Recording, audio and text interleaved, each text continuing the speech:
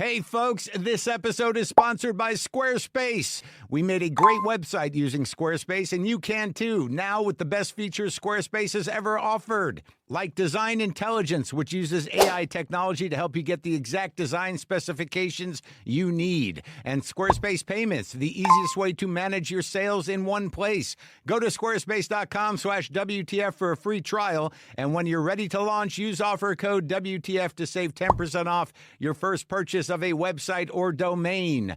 That's squarespace.com/WTF, offer code WTF. Lock the gate!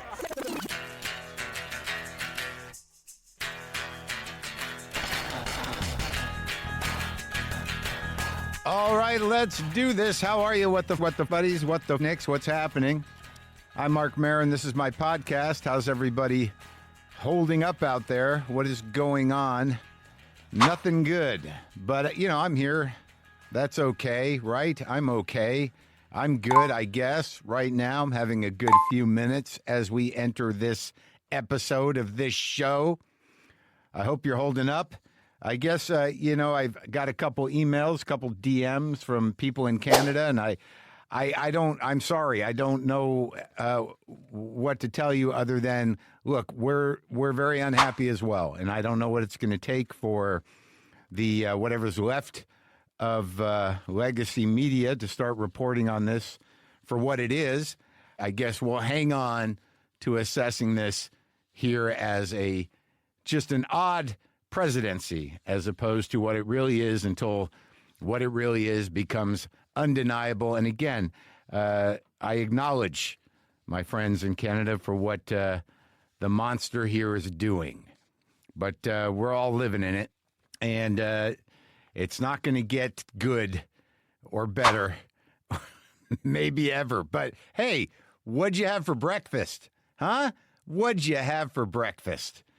Today I talked to Huy Quan, and it was kind of a great conversation. It's a beautiful human story, really. He won the Oscar for Best Supporting Actor 2 years ago for his role in Everything Everywhere All at Once. He's now the lead of the action comedy Love Hurts, which opens this week, which I saw. So out of martial arts action, he definitely wanted to make an entertaining, satisfying, violent comedy. But we talked about his whole life, and it's quite a human tale. So that's happening. That is happening shortly. It'll happen right here. I went out and I'm doing the comedy, and it was an interesting weekend, actually. Me and Blair Saki drove up we started in, where was that first show? Santa Barbara. We were in Santa Barbara, then San Luis Obispo, and then Monterey. Beautiful drive. Beautiful, nice towns, grown-up audiences, my audiences, kind of an eclectic but specific bunch, but a lot of them. And if you know me from listening to this show, you know that I put an inordinate amount of pressure on myself to speak to the current moment, at least in my stand-up shows. I hold back a little bit on the show because I don't want that to become a through line of the show to where I have to, manage, talking points and reactions. I'd rather just speak from the heart if I can. But I go up to do these shows, and, my audience is like-minded people, and they're nervous, they're scared, they're depressed, they're in despair, and this is at the joy of the governing class right now. But I have to get up there and talk to them. And there's part of me that thinks like I should have some sort of solutions, or I should kind of serve their anger. And I find that I could probably serve, because the anger is not as tangible yet. I think a lot of people are still traumatized and terrified and in a certain amount of shock and unable to really figure out, how to navigate in the brains that they had before this presidency in terms of what they believed in. And you got to hold on to what you believe in and apply it wherever you can. But nonetheless, performing for them, like I just had to tell them, I said, look, this is how I feel. This is what I believe is going on. It's not good. I'm on your team. But let me try to entertain you in the way that I can.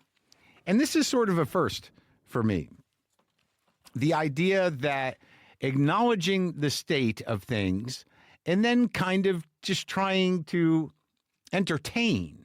Like, I always want to talk, but I generally feel like I have a point, and I generally feel like a lot of my material is pointed.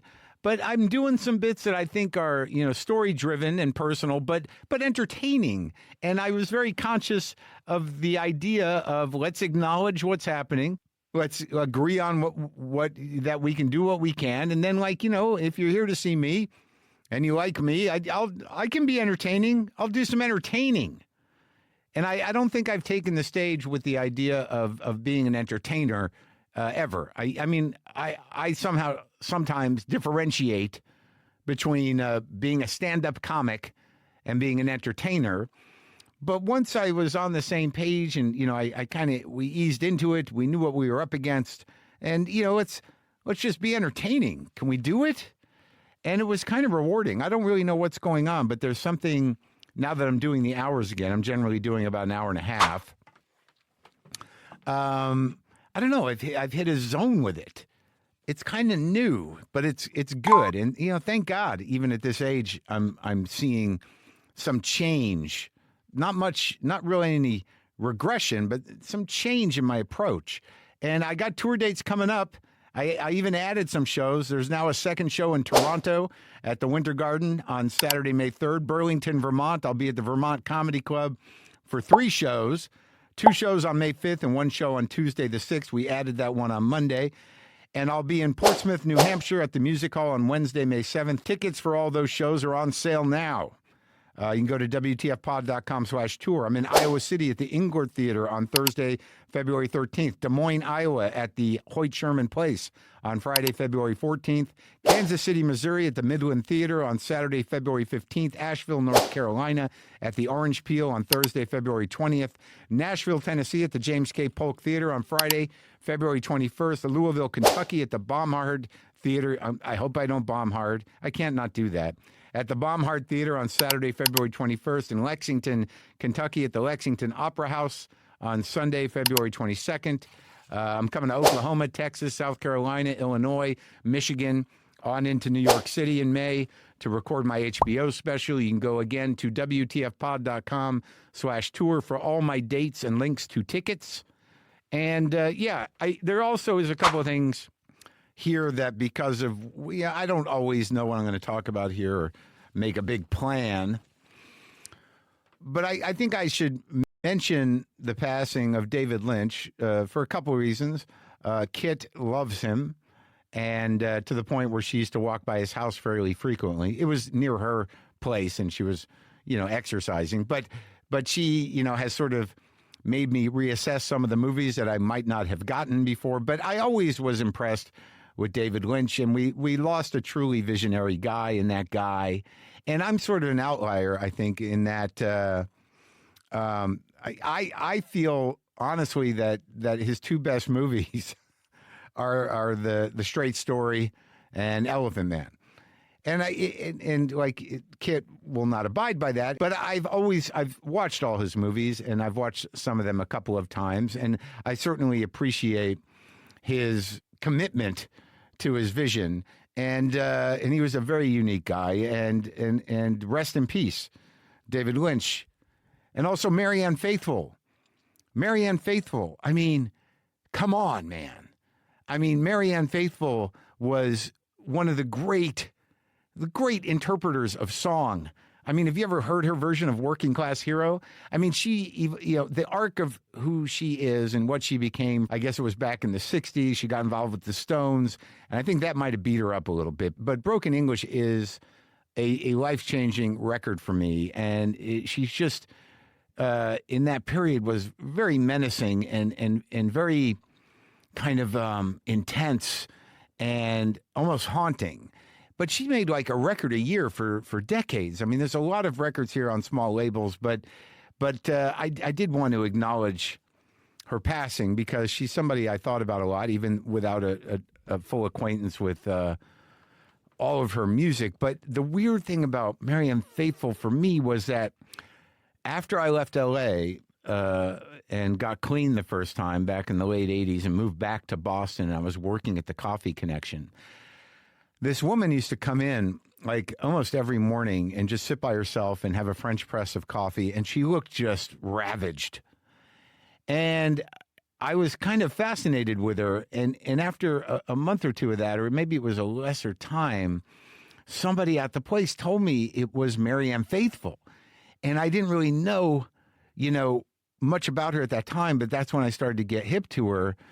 And apparently I think she was over at McLean's psychiatric hospital trying to get clean or doing whatever.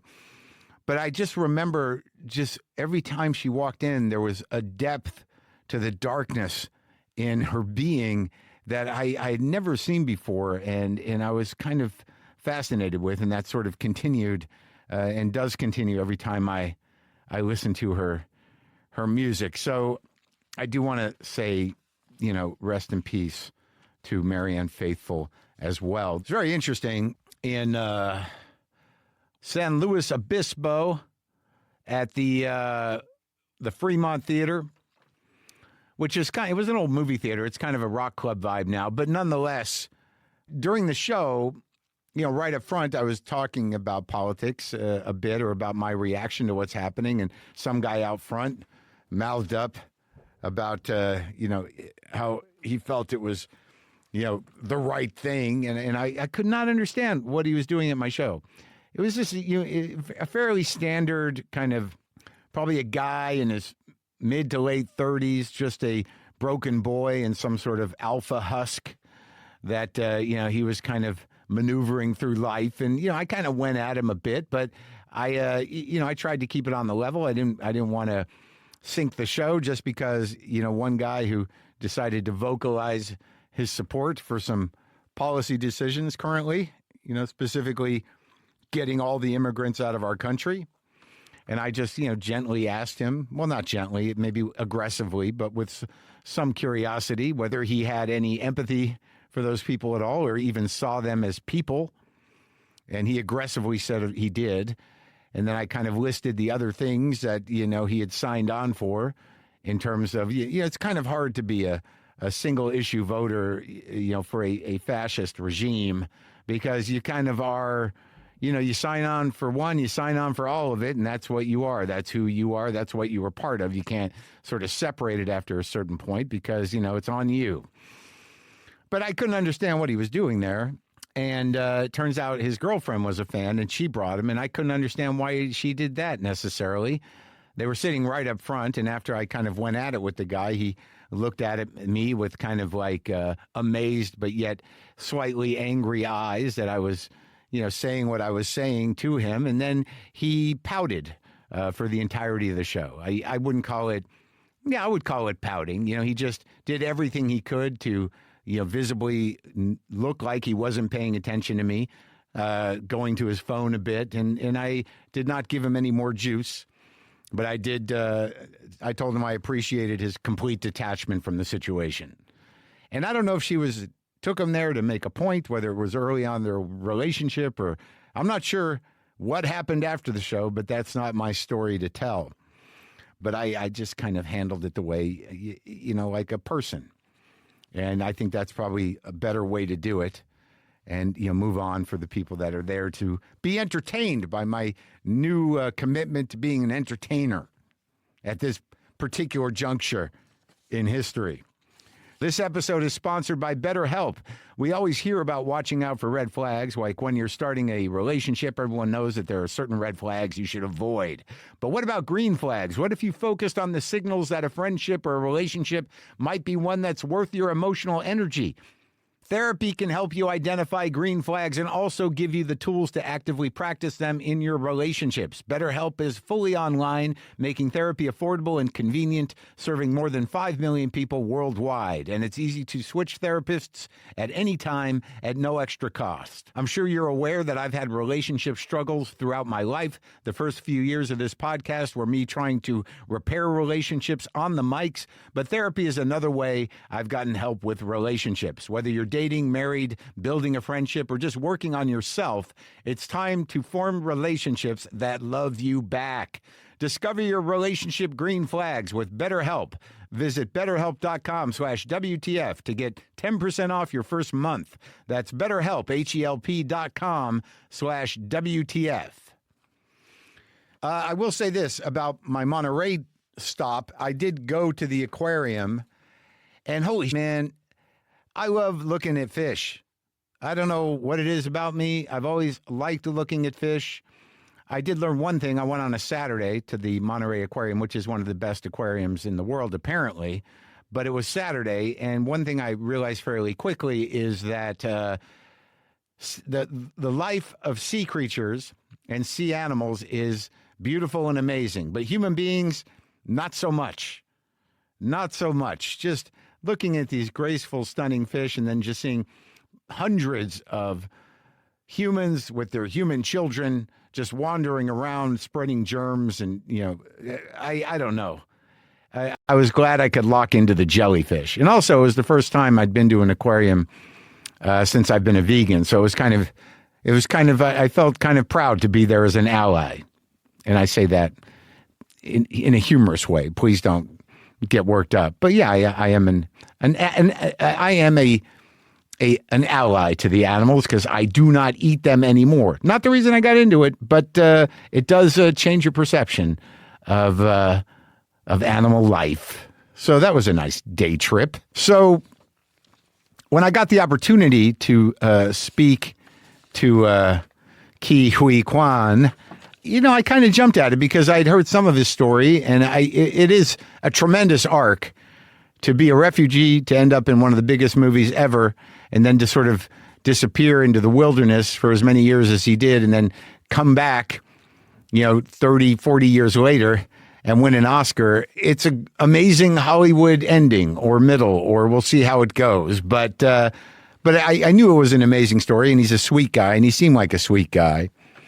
And I was kind of thrilled to talk to him. His new movie, Love Hurts, opens in theaters this Friday. But this conversation with him was kind of beautiful. So this is me talking to Huy Quan.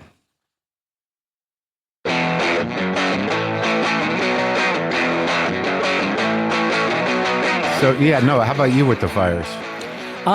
We got a bit of a scared with the Kenneth fire in West Hills. My wife and I were glued to the television. Yeah. And all of a sudden my phone was buzzing. And it was a warning. That warning. And then I went out. All my neighbors were out in the streets, and we look, and literally like 2-3 miles away, we see the smoke billowing in the sky. Yeah. And I go, oh shit. Yeah. And we frantically ran inside. And pack. Yeah. And it's insane because in that frantic moment, you don't know what to pack. What'd you pack? It's like your house is full of stuff. It's like what do you want to make sure that it survives? Yeah. And that that confusion. I just got clothes and my wallet and that's it. And birth certificate? No, I couldn't even find it. I didn't even know. But then what's interesting is I walked out. My wife had a suitcase full of picture frames. And it was nothing but picture frames. What, with pictures in them? Yeah, with pictures in them. Those pictures that's been sitting in the living room. Right. And I told her, and I said, some of them are digital. We can reprint them. But she didn't want it. She wanted that physical one that's been in the house, for the last 15, 20 years. That's interesting. And we put the suitcase in the car. Came back, watched the TV, and thank God, those firefighters, those aerial. Yeah. I mean, especially this time around, I lived in LA for the last 45 years. Has been that long, huh? And over the years, we've had like earthquakes and wildfires all the time. Yeah. But this one was different. Yeah, because it was close. It was close, and when they said everybody in Los Angeles knows someone who lost a home. Yeah. That could not be more true. And I know multiple people who lost homes. And it affects you in ways that it hits you hard. Yeah. Oh, yeah. It's terrible when it becomes, personal or you lose your home or you're close by, because I've been here for quite a few years, and you always live with the risk of it. You kind of know. Yeah. That's part of the devil's bargain we're in from living here, but it always seemed to be far away, and it didn't seem to be that there were structural risk usually. Right. But it was crazy, man. There was like, did you get the app? Did you get the duty? I got the app. But you're just watching, you're like, oh my God, there's fires everywhere. Yeah. Every day it was like one popping up. How the hell is that possible? Yeah. I don't know if they're going to figure that out.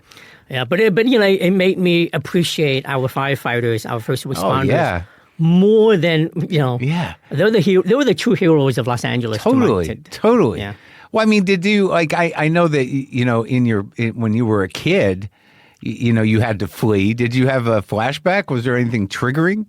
No. Not really? No. I mean, when something like this happened, you're so in the moment. I know. You can't think of anything else. Yeah. It's only when the fires are out and you have time to reflect. Yeah. That's when you go, wow, I kind of remember what that was like. Yeah. And I'll never forget it.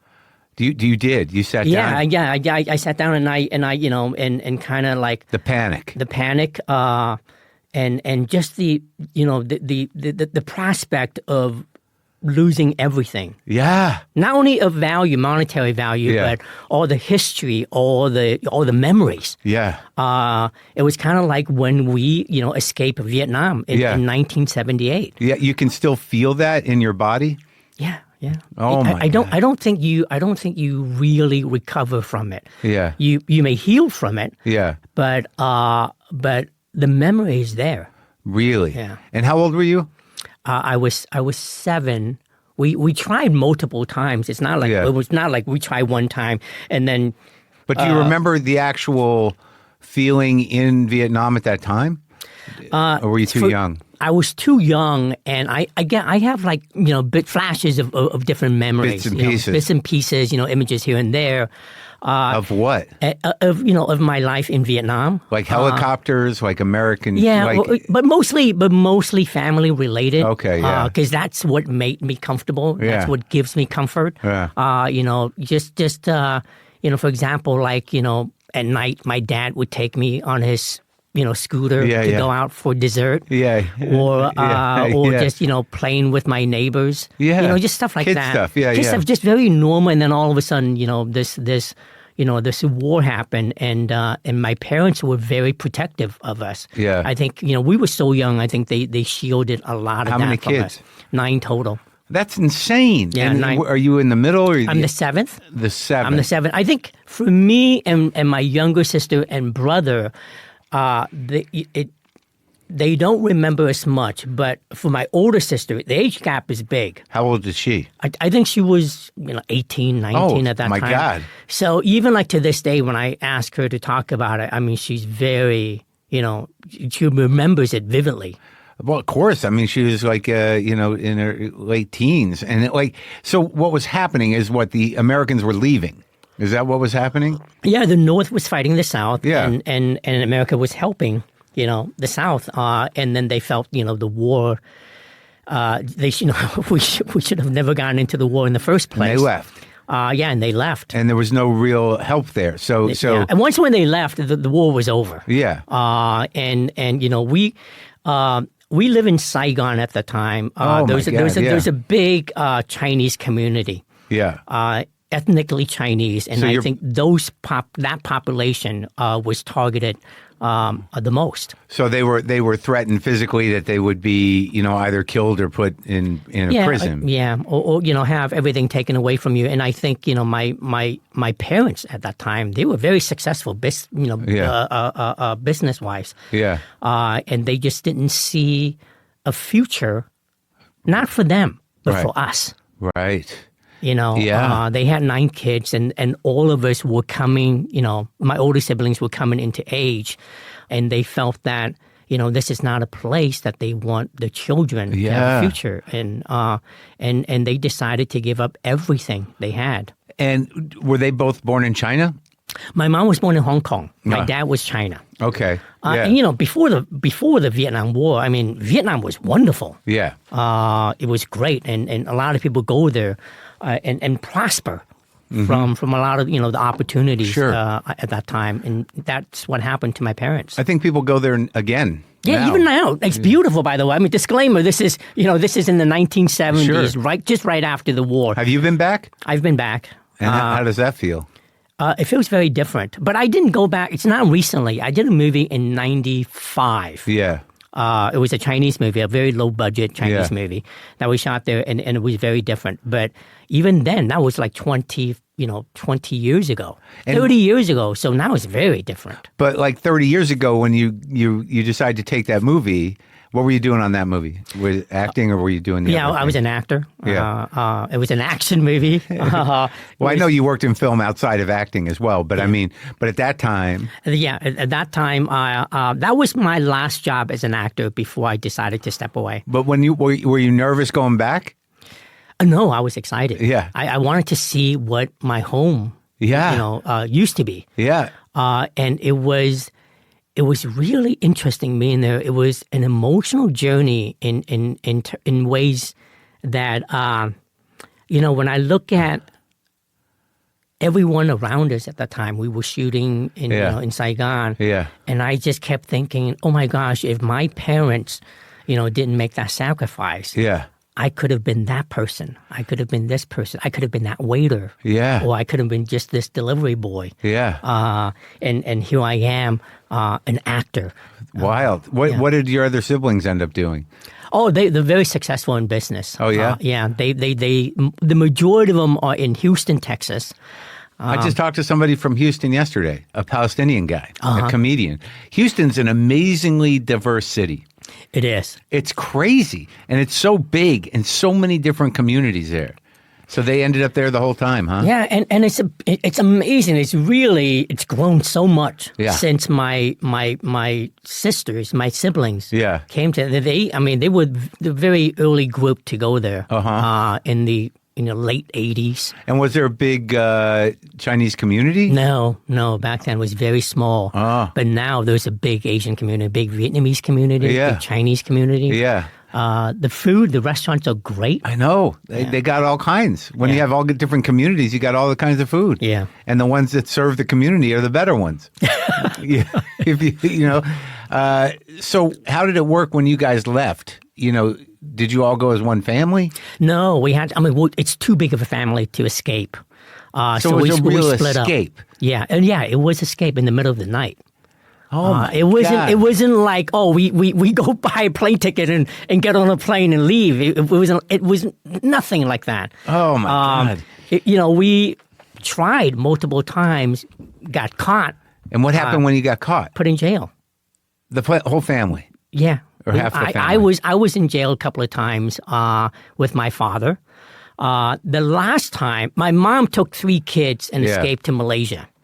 And then they immigrated to Los Angeles. Yeah. My dad took 6 of his kids, myself included. Yeah. And then we went to Hong Kong. We escaped to Hong Kong.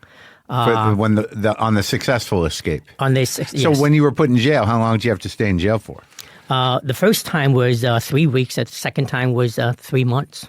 You were in jail for 3 months as a kid? As a kid, yeah. With other kids? No, with my dad. So it's just the two of you? Yeah, it was just the two of us, yeah. Do you have that memory too? Yeah, I have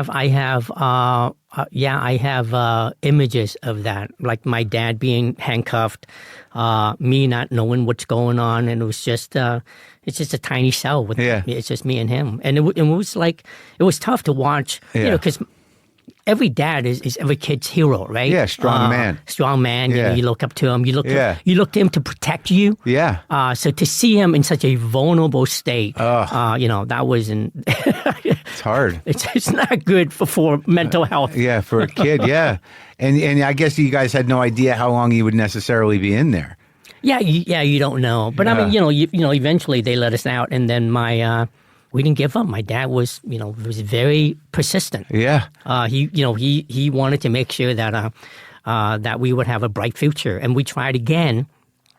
But the last attempt it was more of it wasn't a secret as much because it cost us a lot. It cost the entire fortune of my parents. In fact, they didn't even have enough.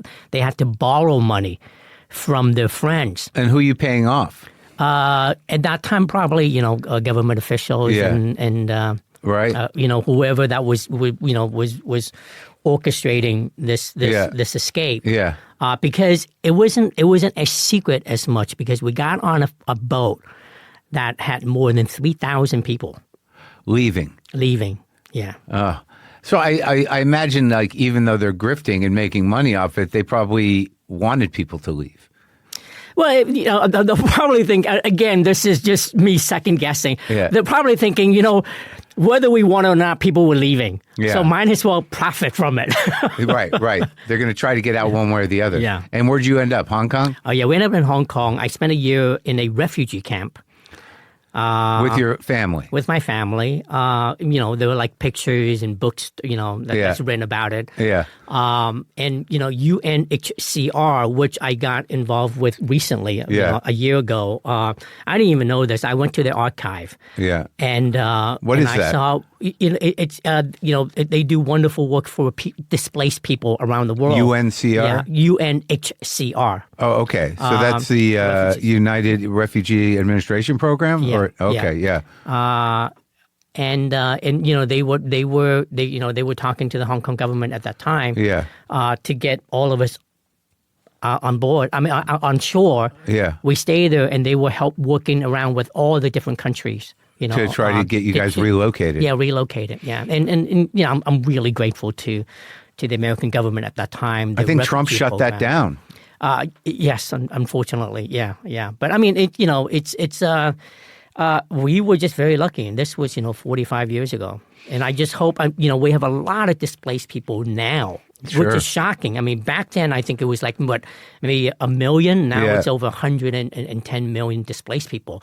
And I just hope that people can really, it's a very divided subject. Yeah. But I just hope that people can look at it through the lens of empathy and compassion.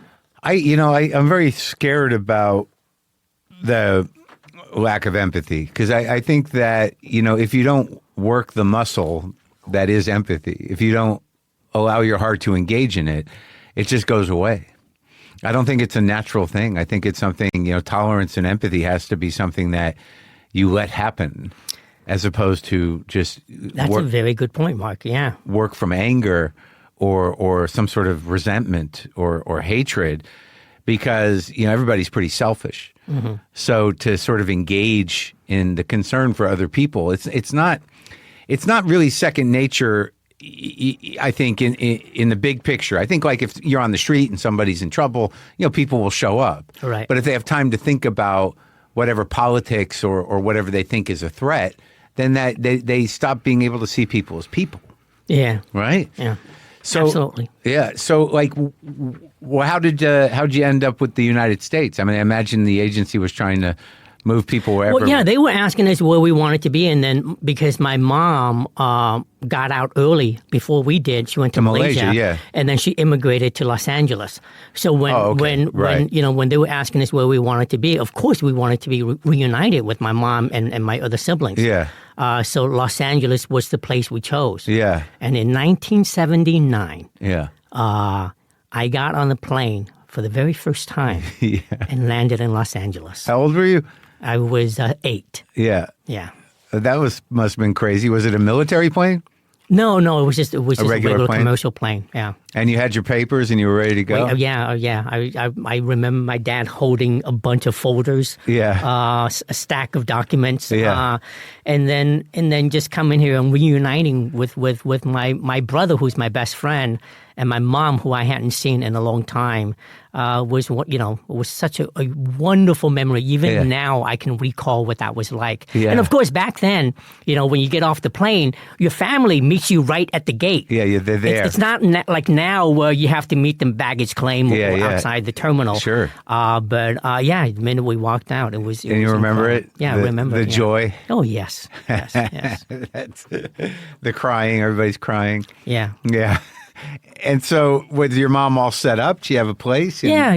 She we were living in Chinatown, Los Angeles at that time. Yeah. It was a really small community. We rented a house. Yeah. 3 Down bedrooms. There? In Chinatown, Los Angeles. Mm-hmm. And it was crowded. I remember. It was just three bedrooms. And there's 11 of you? 11 of us. Yeah. And we also had to rent, half of the room out just to help cover the rent because when we got here, we had nothing. Yeah. And not only nothing, like my parents were in debt. Yeah. But it didn't matter. Yeah. You were here. We were here. We were all together. Yeah. And how did everybody start getting work? Oh, immediately, the older siblings. Yeah. They all love to work, and they're very ambitious. Yeah. So, and in Chinatown, they went and we didn't even have a car. Yeah. But it was such a small community that you can walk anywhere and everywhere. Yeah. What is the makeup? What province do most of the people in Chinatown come from? Is there a specific one? It's a variety. Yeah. Some, but then I'm talking about like in the 1970s. Yeah. The majority of them were Vietnamese, Chinese refugees. Yeah. Oh, okay. Yeah. But then you also have the Chinese people who lived here for a long time already. Now, they didn't come in the 70s. They probably came way earlier than we did. Maybe in the 1800s. Yeah. For the wrong reasons. You probably. But did you feel a class tension between the Chinese community that had been there forever and the new people? No. Not really? No. Do you speak Vietnamese? No, I don't, but my older siblings do. Yeah. We all spoke the same language. We spoke Chinese. Yeah. And everybody there spoke, Chinese. Yeah. Cantonese specifically. Yeah, it's amazing. Like these Chinatowns, like I don't know if they call it a diaspora, but it's always interesting to me that Chinese people got everywhere. They're represented in every state, everywhere. Yeah, there's so many different provinces and different dialects. Yeah. But yeah, we do have a big Asian diaspora. Yeah, which is great. Yeah. And have you been back to China? Yes. My wife is from China. Okay. So she's first generation here? No. She's born and raised in China. Really? Yeah, we met in Shanghai. She lives she's born and raised in Shenzhen, which is a city right next to Hong Kong. And we've been together for 22 years. Oh, so she's got family there. She's got family there. Yeah. I went to China once, I guess in the early 90s, and it was like going to another world. Yeah.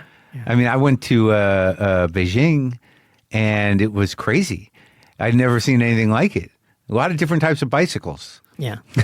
Well, back then, a lot of bicycles. Now, a lot of cars. Oh yeah. Well, there was that too. But I noticed that a lot of people were riding contraptions almost. Like it was. That was one of my memories. I'm like, how many different kinds of pedal machines do they have? Yeah. When my wife and I dated, which was in the early 2000s. Yeah.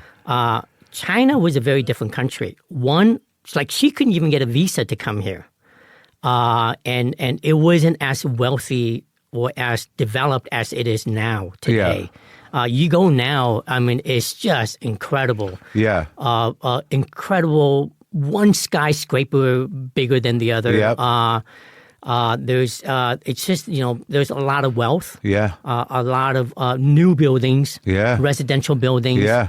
It's very, very, it's very different. And there's no trouble getting in and out? No trouble getting in and out. Like people can come here. People can come out on a visa. Yeah. And they have a lot of tourists over there too. So when you get here and you're 8 years old, I'm sure you've told this story plenty of times, but how do you end up, being a child actor? I did not look. I did not want to be an actor, or even this profession was not even on my radar. Sure. I was just being a kid. I was just like I was 11, and I was just busy trying to learn English. Right. Acclimating. You going to public school? Yeah, public school. How was that? It was great. I loved it. Because it's largely a Chinese community, so all my friends, all my classmates were Asian. Yeah. So it was not hard to integrate. To integrate, exactly. Yeah. So I was just busy being a kid, and one day, this casting director showed up with a camera at my school with a camera and with his associates. And all of a sudden, I see all these kids lining up to audition. Yeah. for this movie that I know nothing about. Yeah. My brother was one of them. And I kind of, I was with him. Yeah. We were just chatting, and I was just looking over it as he's like studying the sides. I had no idea what it was for. How old are you? 10? No, I was 11. 11? Yeah. 11, 12. And he was just looking at these script pages? Yeah, script pages. Yeah. I can barely read them. Yeah. My reading comprehension wasn't that great at the time. Yeah. And when it was his turn to go into the room to audition for the casting director, I was with him. Yeah. I was with him, and I genuinely loved the process, and I thought he could do better, so I was giving him direction, like as if I was the director. So they were giving him notes, and you were explaining it to him. Yeah, and I was just telling him to be scarier, to have bigger energy. I was just like throwing these directions at him. Yeah. And the casting director saw that. Yeah. He looked over and he says, "Who is this kid?" And he says, "Hey, what's your name?" I said, "Key." And he says, "Do you want to go and audition for me?" Yeah. And I said, "Yeah." I didn't think much of it. I didn't think it was. I didn't think it was hard or anything. But then, of course, once when I was in the seat, it was hard. You got nervous? I stumbled on my lines, and I didn't know how to say the lines properly. Right. But luckily, he saw past that, and he says, "Key, just put it down. I just want to talk to you." Yeah. And we had a nice chat. What was the chat about? It was just like, what do you like to do? How many siblings do you have? Just very a common question. Sure, what's your favorite subject in school? Yeah. How many siblings do you have? How long have you been here? Right. Just common questions. And after it was done, I didn't know. I was told years later when I walked out, he called Steven Spielberg and George Lucas, who were looking for an Asian kid for a long time. And they said, "We don't have to look any further. I think I found him." And from that day forward, my life has been changed. So you're at home, and they come over to your house and say, "We want you"? We got a call. Yeah. The following day. Yeah. And their assistant says, "We would like Key to come in." Yeah. I didn't even speak English, so it was my older brother, who was on the phone talking to the assistant. Right. So she was saying, "We want him to come in." And my brother nonchalantly says, "He can't. We don't have a car. we can't get to Hollywood." And it was literally only 12 miles away. Right. It was only 12 miles away. So would they send a car? So that's exactly what they did. They said, "Don't worry, we'll send a car. We'll send a driver over." And then you go what? They take you over to They took production? me to Burbank. They took me to Burbank Studios. Yeah. It was the first time I've seen a studios. We went past the security, and all of a sudden, I'm there with my mom. Yeah. In the lobby, and out walks this man with a beard and a mustache, and I had no idea who he is. And then he got down to my level. We had a nice chat. I was wearing this stupid 3-piece suit that made me really uncomfortable. We had a little chat, and I was told to go back the next day and just wear something that I'm more comfortable in. Like your clothes? Yeah, just like regular clothes. Just clothes that I would normally wear to school. Yeah. And I did. And I walked in the room, and there was George Lucas, Harrison Ford, and Steven Spielberg. That's crazy. Yeah, it was pretty insane. And to think that only 4 years prior to that was when I came here as a refugee. Yeah. We had nothing. You'd been in prison. You'd been in a refugee camp. I've been in a refugee camp. And all of a sudden, I find myself on a set with basically the biggest filmmakers on the planet and the biggest movie star on the planet. So you're in that room with them at first. You have no idea who they really are, but you know that you're in a big thing.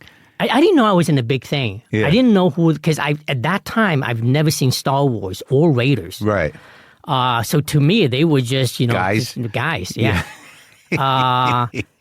And I think it's because of my lack of knowledge of who they are made me really comfortable because there was no stakes for me. Sure. And what was that first meeting like? Was it sort of like to see if you had chemistry with Harrison? Yeah, we did. We did. I did the famous card scene from Temple of Doom. Yeah. That scene was not in the script. It was a scene that Steven came up. It was improvised, but that exchange between Indy and Short Round came off so funny. Yeah. Steven and George says, we got to have that in the movie. And you did that in the room, just improvised? Yeah, just improvised. Yeah, so he gave me the premise. He was just like, hey, you guys are playing cards, and then you catch Indy cheating. Okay. He's cheating, and you're not happy. Yeah. And so that's the premise. And that was the kind of, not the audition, but that was the first time you were with him. That was the first time Harrison. I was with Harrison. And then also, we did a couple of, scenes from the script. Sure. And we spent, in an afternoon together, a couple of hours. And you still don't know who he is, really. I still don't know. But he's just... I still don't know. But he's being nice to you. He's trying to connect. And he said, to me, it was, these guys are really friendly, really nice. And a few weeks later, before I got on a plane to go to Sri Lanka, then all of a sudden I'm going in for wardrobe fitting, all of that. And I said, what's going on? I had no clue. And I still didn't know at that time, I I was making a sequel to the biggest movie. Yeah. In 1982. Yeah, that's hilarious. And what's your mom thinking? She loved it. Yeah? Yeah. Did she know who they were? She didn't know who they were, but she knew, what was at stake. What was at stake. Yeah. And she was just very proud. Yeah. She was very proud of me. Oh. Yeah. And so, and then the next thing you know, they shot it in Sri Lanka? We shot in Sri Lanka for 3 weeks. That's your second time on a plane? Yes, second time on a plane. I went from riding in the back of the plane to riding first class to Sri Lanka. And then we shot the majority of the movie in London. Yeah. And every day must have been just amazing. Yeah. Because you don't know anything about this process. I know, it was like, and you were just a natural at it, I guess. Yeah. Honestly, I look at that movie now, and I'm still surprised because I had no prior acting experience. Sure. Never been on a movie set before. And I look at that performance. Yeah. And I said, yeah, it's pretty good. It's pretty good. But I would have to credit Spielberg. Sure. He's so good. Yeah. With kids. Yeah. And what was it about him? He just trusted him, and he'd kind of make it clear what you needed to do. Yeah, and his voice is very soothing. And he's just because he's a kid himself. Yeah. And every time he talks to you, he's never looking down at you. He always gets to your level to give you directions and tell you exactly what he wants you to do. And every time, what's incredible is when I do something, when I do a good take. I would get a high five. Yeah. I would get, wow, really good key. That constant praise. And as a kid, you love it. Yeah. It's the greatest feeling. How long did it take to shoot it? It was 5 months. Back then, 5 months. They don't do movies like that anymore. Well, everything was practical. I didn't need to imagine anything. Sure. You walk on it, you can touch, you can smell everything, Yeah. That must have been so exciting. So you do the shoot, and then you just wait. You're like, I don't know. You didn't know what the movie was going to look like. Once when it was done, I went back to school. Yeah. And to be a regular kid again. Yeah. And then when the movie came out, we premiered at the Man Chinese Theater. It was the first time I saw it all put together. I because I wasn't allowed to watch dailies. Yeah, sure. So I had no idea what we shot. Right. They were all like bits and pieces. Yeah. And for someone who has no knowledge of filmmaking, you don't know how it's going to put together. Yeah, of course not. So the very first time I watched myself up on the screen was at the premiere. And big screen. With 1,400 people. And they loved it. Yeah. What did you think? I thought it was incredible. I could not believe it was me up there on the screen, and you can understand why. I fell in love with acting immediately. Yeah, of course. And I follow that with The Goonies. That was a huge movie. Yeah. And they now after you did the Temple of Doom, is Harrison in touch with you?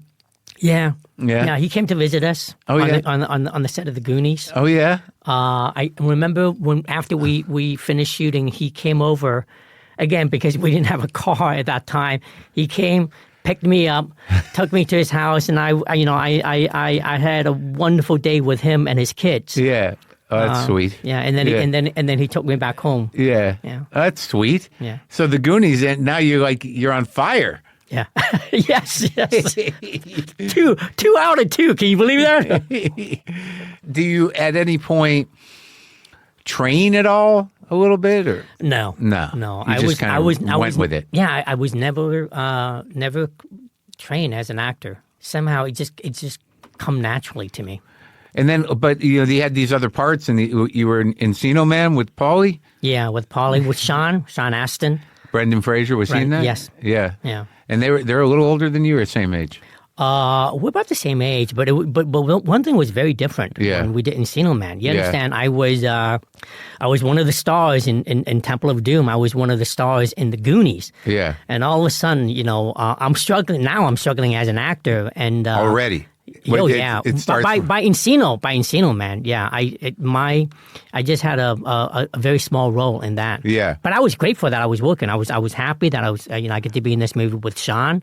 Yeah. So after the Goonies, it became you knew a big difference. There was a big difference in how you were being cast and. Yeah, and also it was at the time where I was going through puberty. Yeah. Now I'm like 15, 16. Yeah. I was coming into age. Yeah. And I spent more and more time in school. Yeah. Then afterwards I graduated, and now, I'm deciding what I want to do. Should I go to college or should I, pursue acting full time? Hammer away at the acting, yeah. Yeah. And I chose the latter. I wanted to be an actor. And when does it get to the point where it's heartbreaking? When you first of all, when you audition and you don't get anything, and this is like after you've been in 2 big movies. Sure, yeah. So you audition. Yeah. You don't get it. Yeah. And then even the opportunity to audition goes away. And you've got agents. That's tough. Your agents are telling you, "Don't worry, we're gonna." Send you out on it's just constantly talking you up. Even getting the agent on the phone was hard. Oh my God. It's not like, come on, if you're an agent, you have so many clients and all your other clients are making money for you. And here is this actor that's not making money for you. And he's calling you to see if there's any opportunities out there. It was like just getting my agent on the phone was hard. Oh my God. Yeah. It's such a unique story because, generally, I would say more so than not, it doesn't really end that well for child actors. Yeah, yeah. In terms of, where their life goes. It's hard. Right. Because they change physically and, what you're known for is gone because you were a kid. Mm-hmm. My Goonies brother, Jeff Cohen, also went through the same thing. He was this cute, chubby kid in the Goonies and hit puberty. All of a sudden, he lost all the weight. He also had really difficult time getting a job as an actor. And Dick Donner, the director of the Goonies, really mentored him and says, "Kid, it's not just acting to be in this business. There are other stuff that you can do too." Yeah. And kind of guided him down this path to be an entertainment lawyer. And that's paid for his tuition. Oh, he did? He did. Oh, that's sweet. And came out, and now Jeff Cohen is one of the most successful entertainment attorneys in Hollywood. He has his own law firm. Yeah. He's my entertainment lawyer. Yeah. He's been my attorney for 25 years, ever since he started his own law firm. Yeah. I was one of his first clients. Yeah. I signed with him right away. But what's incredible is this. Yeah. I never made him any money. But you were friends. We were friends. Goonies. But I never, I would tell people that he's my lawyer all the time, but then secretly I'm just thinking, God, should I even say that? Because he's never made a dime off of me. But what's incredible is that every time I call him or need legal advice, he's always there. He's always there, picks my phone, returns my call the very same day all the time. So I'm really happy that I'm making him some money now. And so when do you figure out that you want to stay in show business, but you have to figure out a way to do it, that doesn't involve acting as much? It was not an easy, it was not like, one day I wake up and go, wow, okay, I know what I want to do. I need another plan. Yeah. But it was like slowly, gradually, and I think the seed was planted when you spend so much time alone. Yeah. And waiting. Ugh. And then especially like when you're in 21, 22. And you have no real control over your life. Yeah. You're just waiting for someone to make a decision. Yeah, because there's nothing you can do. If nobody hires you as an actor, there's practically nothing you can do. Yeah. And that's what happened to me. And I said, I didn't want to live my prime years like that. Yeah. I mean, so how did you decide what changed? What'd you do? One day I decided to go to college. Yeah. I said, you know what? Let me try to enroll in film school. And if I get in, then it's meant to be. You're in your 20s? I'm in my 20s, yeah. Yeah. So I said, I want to see, and film schools are very hard to get into. So I applied, and I said, if I get in, then it's meant to be. It's meant that I need to continue my education. Where'd you apply? To USC. Oh. So you could have got a good letter of recommendation there, it seems. Yeah. Did you? So, no, I didn't want to. People were saying at that time, you should get, you should call Lucas call or in the Spielberg. favor. Yeah. Call Donner, or especially, Oh, Donner's from there too? No, but especially Lucas and Spielberg. Yeah. I didn't want to bother him. You didn't? Yeah, I just feel like, they're so busy. I'm one of those people where, they're so busy. Let's not bother them. Wow. Just try to do things yourself. That's pretty noble. Yeah, but... Well, when you graduated, you got a film degree, you did some shooting, you made some movies in college? My first movie out of college was X-Men as an action choreographer. So, but was the plan to direct, or was when you got out? The plan was to direct, but then before I even got there, I got this call from this Hong Kong director who just got a job as an action choreographer on X-Men. Okay. So he says, would you want to come work for me? Yeah. And I said, of course. Yeah. Hell yes. Yeah. Packed my bag and showed up and in Hong Kong? No, in Toronto. Okay. Toronto, Canada. Yeah. Met a young Kevin Feige. Yeah. Met a young Hugh Jackman. Yeah. And that was the first time that I stepped behind the camera. Yeah. That I was being paid. I had a job, and all of a sudden, I knew what I wanted to do. Like the future didn't seem so bleak anymore. You wanted to be the coordinator? Yeah. Of some kind? Yeah. Now, when you were in college, did you make films? Yes, we made films. We made short films. Yeah.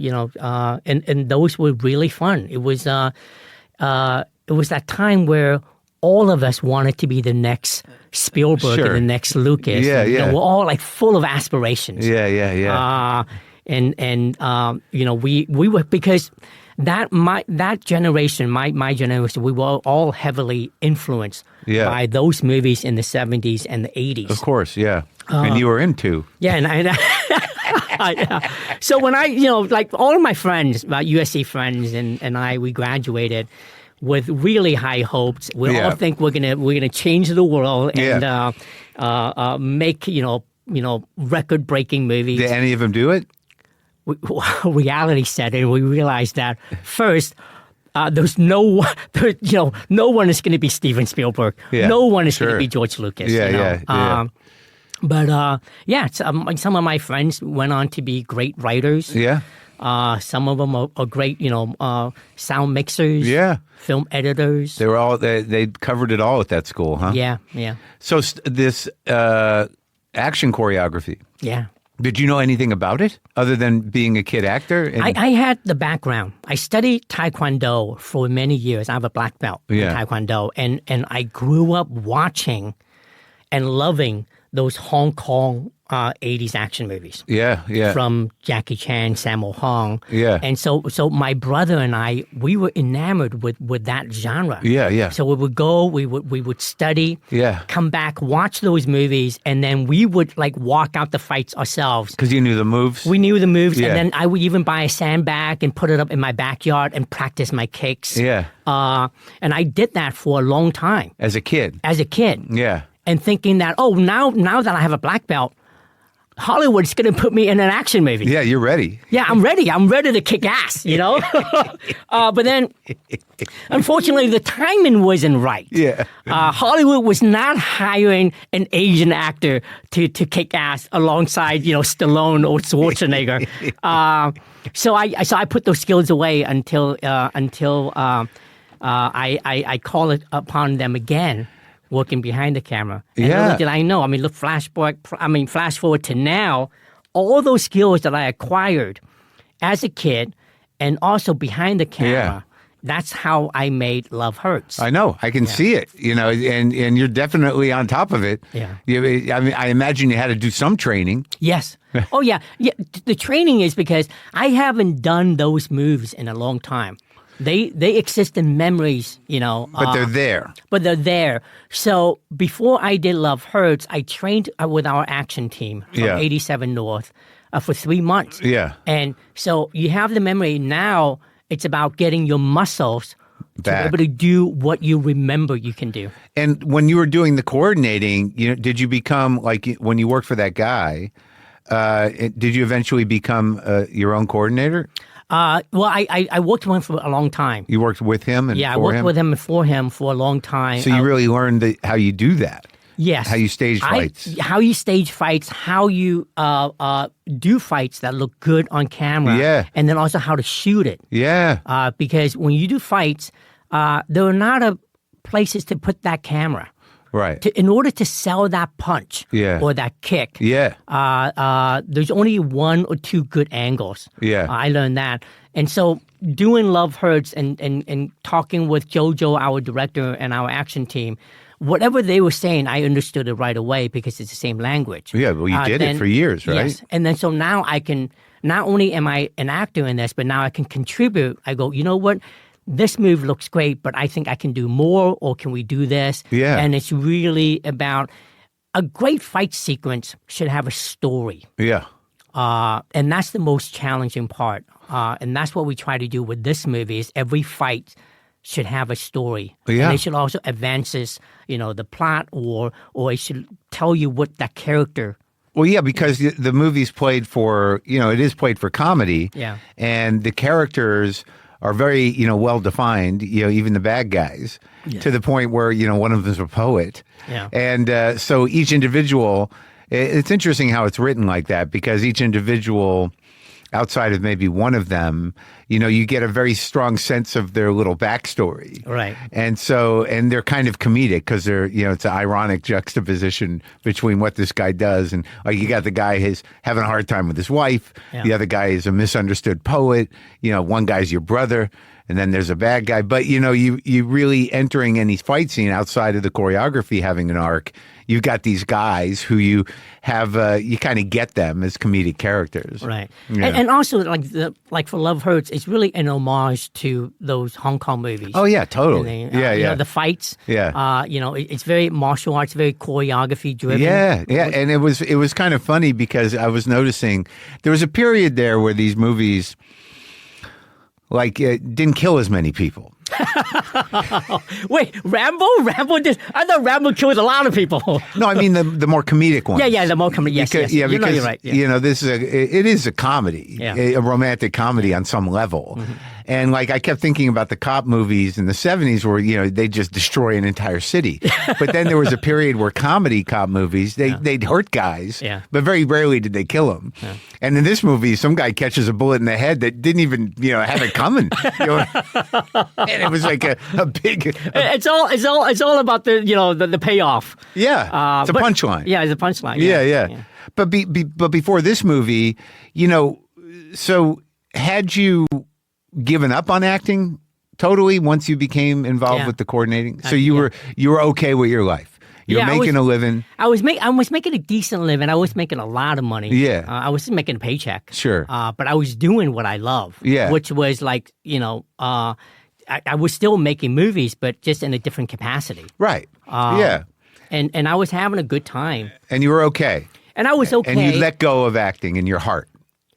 Yes. Yes. I was doing okay, but, it's as the years went by and I started to watch, more and more movies and seeing great performances up on the screen. Yeah. I couldn't help but to start have that, that feeling, the that nostalgic urge. and nostalgia.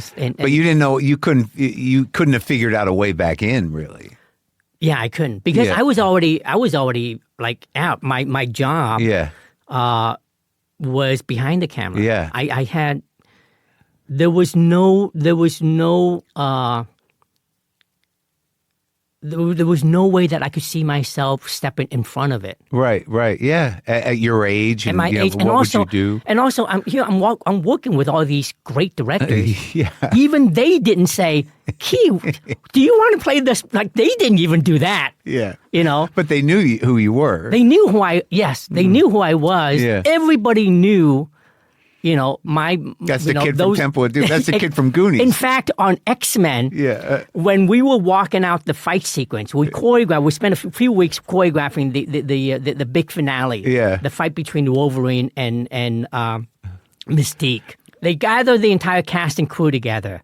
And it was me and another stunt guy walking out the entire scene so everybody can see what's going on. Yeah. And it was Kevin Feige standing to the side. He says, "Hey, that kid. That is the kid from Indiana Jones." But then, it also, just because I was working with all these incredible filmmakers, and none of them ever asked, Key, would you want to play this role? So that kind of cemented my belief that your my resignation. My acting days are over. Yeah. So this is just crazy though. So how does everything everywhere all at once happen? It's crazy. It's pretty interesting how everything came together. One day when I was 49 years old, and I was like thinking, oh my gosh, I'm gonna be 50 very soon. Yeah. And I was just like, my career wasn't going that well. I don't think I was happy. I wasn't making a lot of money. And now you got kids? No. Oh, okay. No, we don't have kids. But my wife and I've been together for, What does she do? She sells, she does a lot of stuff, but she also sells J's. She took after my mom. And then it was at a time where I was also doing Comic-Cons. Yeah. I was doing... Signing pictures? Yeah, signing pictures, try to make a decent income. I was doing that. That's not a happy thing. I imagine it's bittersweet in some ways. That it's nice. In the beginning when I started doing it, I was not comfortable with it. But then, honestly, the fans, it's all about the fans. Sure. They love it. They love seeing us. And I'm very grateful to for those opportunities. But I was at that point where, gosh, I don't know what to do with my life anymore. And it was then the idea of, what if, what if I try this again? Yeah. Do you think people would want to see me? So you did try. You did try. I thought about it for a long time before I finally said, okay, I'm going to do this. What'd you do? I call up my friend who's an agent. Yeah.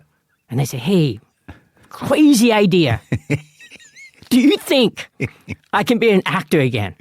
Yeah. And he said, yeah, maybe. And I wasn't even asking for much. I said, it would be incredible if I can just get like a series regular. Yeah. A series regular on a television show. Yeah. Doesn't have to be number 2 or forget about number 1 on the show. Yeah. Maybe number 5, 6, 7. Steady. Something where I'm working as an actor. Get my insurance back. Yeah. Do you think that's possible? He says, I don't know. Yeah. There were so many uncertainties. Sure. Of course, always, yeah. Yeah, and also it's not like, I stepped away for a year. Yeah. It's not like that. I stepped away for more than 20 years, and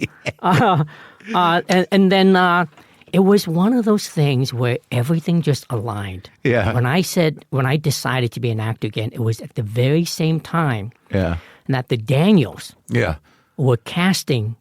They were looking for an actor to play Wayman in Everything Everywhere All at Once. Right. And literally, when I got myself an agent, it was 2 weeks later that they asked to see me. Wow. Think about it.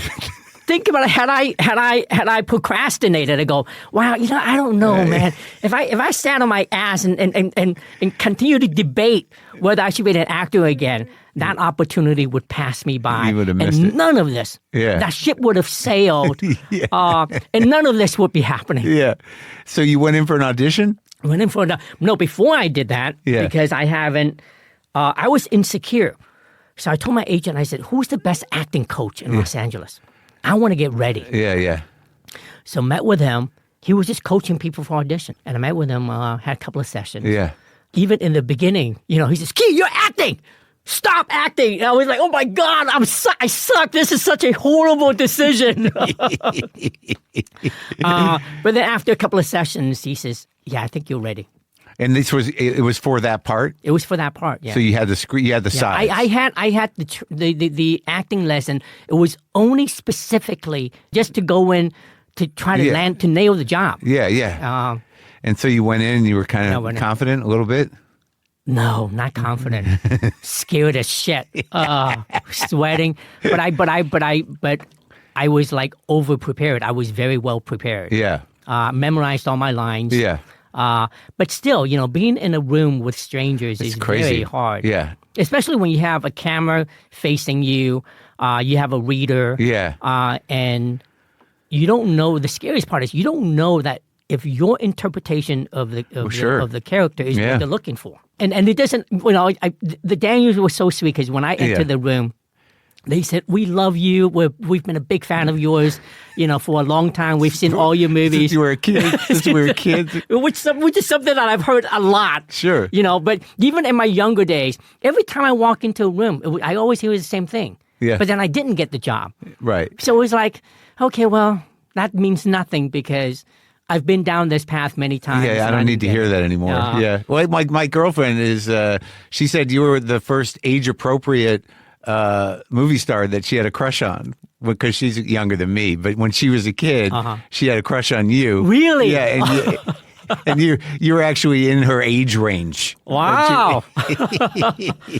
I want to meet her. You might. She might be here. Oh, that's great. Yeah. So I went in, was really happy. I was in the room for a long time. Yeah. Which is a good thing if you're auditioning. Sure, because they want to see you do it a couple different ways. So they were, they were throwing out directions at me, and I loved it. Great guys. Yeah. I'm so grateful to them because they took a chance on me. And they had you in the room a long time, and then you left. And then I left. Yeah. Called my agent. And I said, "Hey, I think I might have a chance. Yeah. I feel really good about that audition." Yeah. And then I didn't hear from them for 2 months. 2 months. As weeks went by, I'm like thinking, I'll call my agent. I said, "Any news?" Yeah. Again, this is something like it's very traumatic for me because I've been down this road before. Sure, of course. Call my agent. The board's part of the road. Yeah. I said, "Have you heard?" I said, "No." Have they cast anybody yet? No. 2 months. 2 painful months. Yeah.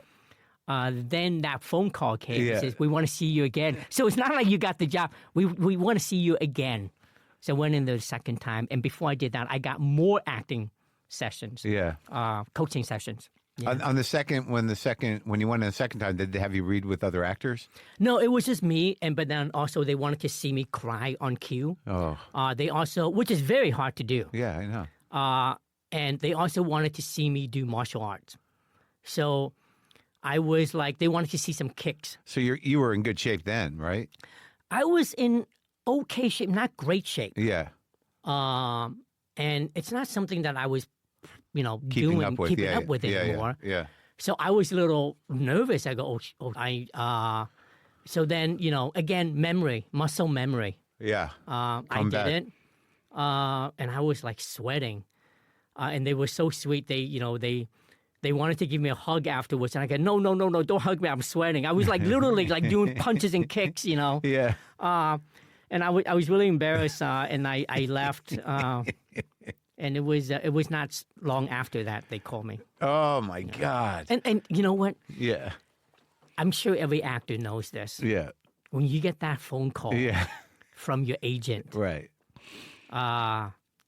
It's an incredible feeling, especially for a role that you just want so bad. Yeah.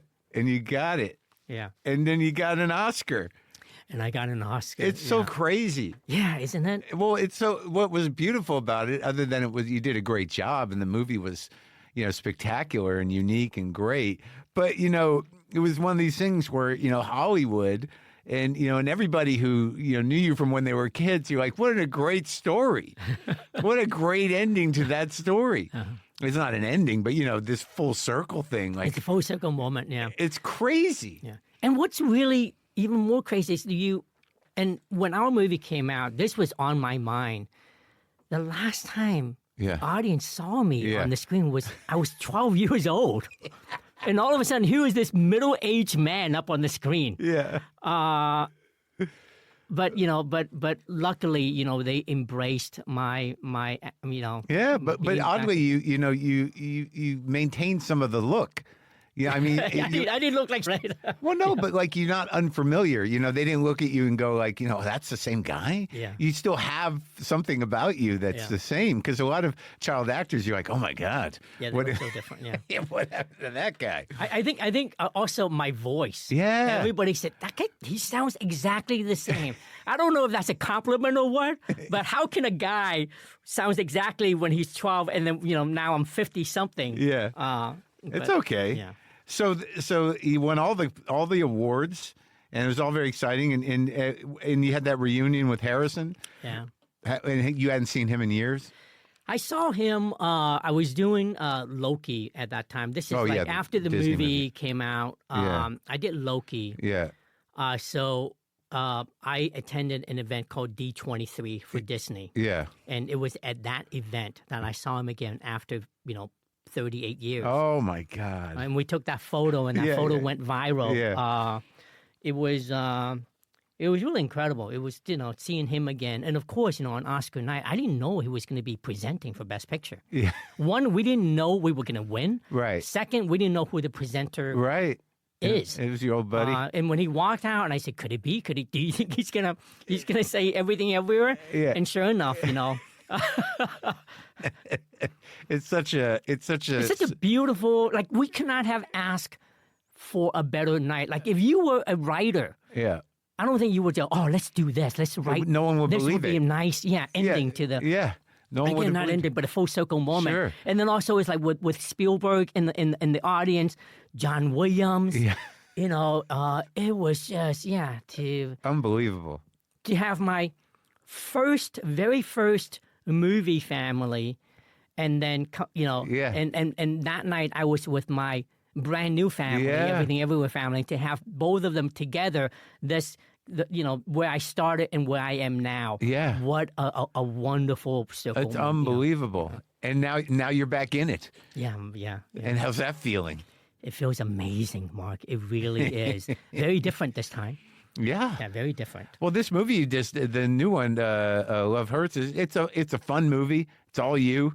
You're doing the thing. Yeah. It's funny. It's kind of crazy. I grew up in loving. Those movies in the 80s. They're like an hour and a half, an hour and 40 minutes, and they're not trying to do anything but just to entertain you. Yeah, and that's what this one comes in at, like an hour 20, hour 20. An hour and a half, and it's like it's meant to be where you just go and you escape reality. For 90 minutes. And come out feeling a little bit more refreshed. Forget about all your troubles. Whatever problems you have goes away for a little while. And then it's just kind of for you to recharge. I love, I love those movies in the 80s, and I really miss them. It does feel like one of those movies. Yeah. Well, great job. Thank you. Thank you, Mark. And great talking to you. Yeah, nice talking to you. Thank you for having me.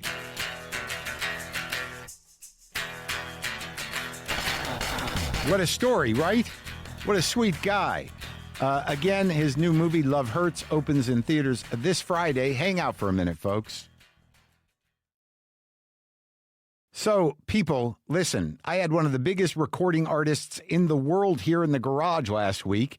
She's also nominated for an Academy Award for Best Supporting Actress. And before you hear my talk with Ariana Grande next week, you can hear me preview it tomorrow on the Full Maron with Brendan. I brought up that thing that I wrote down the other day, that ambition is not a point of view. And she found that very enlightening somehow. That, you know, her intention early on was to sing. It was not to make money. It was not to make a hit single, that she wanted to sing. And I think what struck me towards the end of the conversation, which I think is a very great part of the interview, was that when she was auditioning for this role, that she had the